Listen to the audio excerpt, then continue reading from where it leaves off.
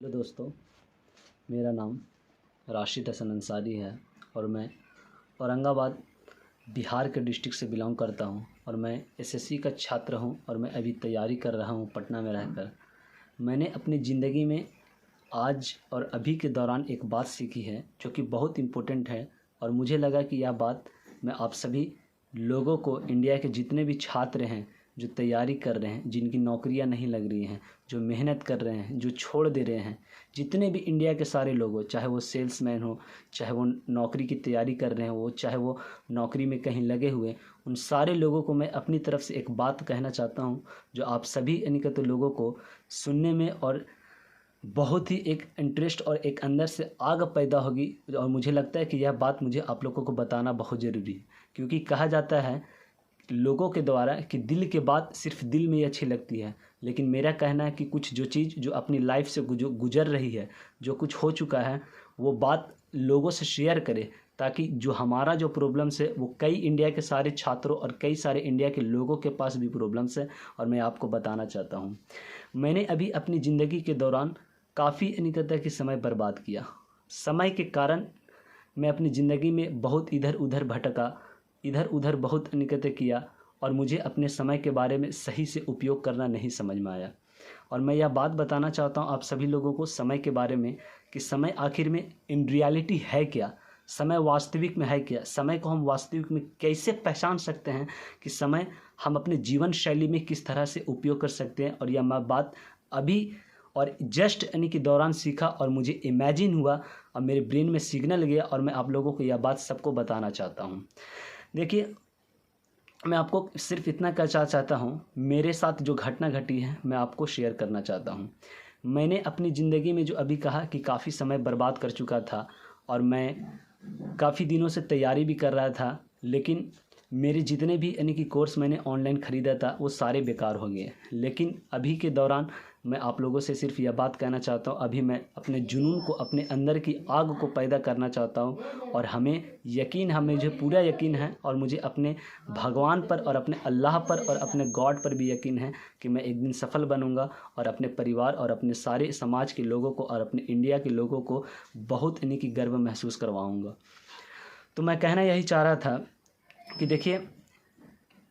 एक हमारे बहुत ही बड़े विद्वान आदमी थे जिनका नाम था सैमुअल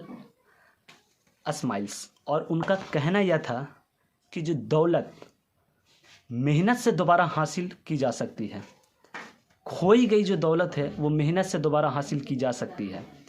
खोया ज्ञान हम अपने अध्ययन से, अपने दिमाग से हासिल कर सकते हैं। खोया गया स्वास्थ्य हम चिकित्सा से या संयम से प्राप्त कर सकते हैं।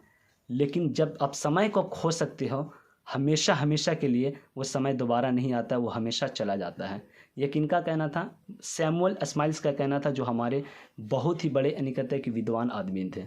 तो सो गाइस, मैं यही कहना चाहता हूँ कि समय जो है वो बहुत हमारी ज़िंदगी का एक अहम हिस्सा है और बहुत हमारी ज़िंदगी का एक अनमोल है। इसलिए कहा जाता है इन रियलिटी में कि संसार में समय ही एक ऐसी मात्र चीज़ है जो सीमित है, जो सिमेट्रिक है,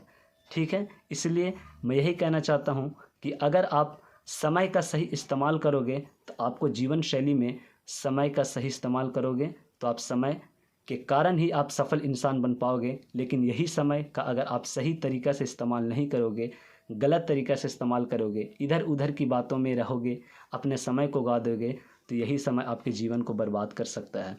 देखिए, कहा जाता है कि खोई गई दौलत को आप दोबारा तो कमा सकते हैं, खोया गया घर को आप दोबारा तो पा सकते हैं, लेकिन अगर आप अपने जीवन में समय को गवा देते हैं तो यही समय दोबारा वापस कभी नहीं आता है। तो सो गाइस, मेरा मैसेज सिर्फ यही था, आप लोगों को कहना चाहता था कि समय बहुत अनमोल हिस्सा है। आप अपनी जीवन शैली में, जो लोग इंडिया में जितने भी लोग रह रहे हैं, चाहे वो सेल्समैन हो, चाहे वो नौकरी करने वाला है, चाहे वो तैयारी कर रही, जितने भी लोग हैं, सारे लोगों को मैं अपनी तरफ से यह मैसेज देना चाहता था